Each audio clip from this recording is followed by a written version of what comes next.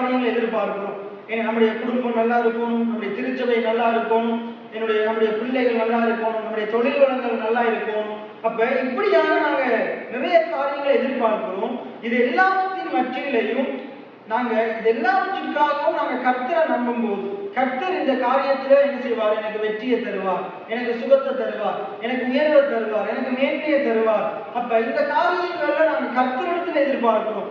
ஏன்னா ஆண்டவர் என்ன சொல்றாருன்னா, அவருடைய வார்த்தையில சொல்றாரு, நீங்கள் எதிர்பார்த்திருக்கும் முடிவை நான் உங்களுக்கு கொடுக்கும்படி உங்கள் பேர் வைத்திருக்கிற நினைவுகளை அறிவேன்.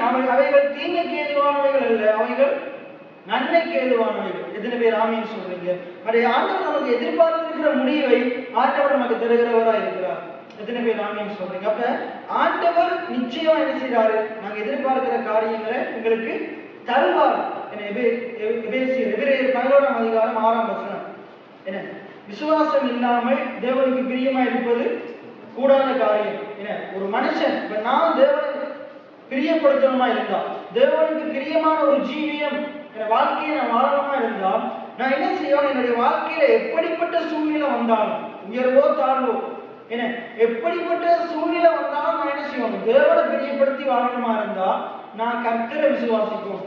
மனுஷனை பிரியப்படுத்தி வாழணுமா இருந்தா நான் மனுஷனை நம்பி அவனோட புகழை பாடிக்கொண்டு, அவனோட பெருமைகளை பாடிக்கொண்டு, அவனுக்கு வால் பிடிச்சு கொண்டு, காக்கா பிடிச்சு கொண்டு இருக்க வேண்டியதுதான். ஆனா நாங்க கடவுளை பார்க்கும்போது, கடவுளை நோக்கி இருக்கும் போது, கடவுளை நம்பும் போது கடவுள் என்ன செய்வார்? நாங்கள் எதிர்பார்த்திருக்கிற முடிவு ஆண்டவர் நமக்கு தருகிறவராய் இருக்கிறார்.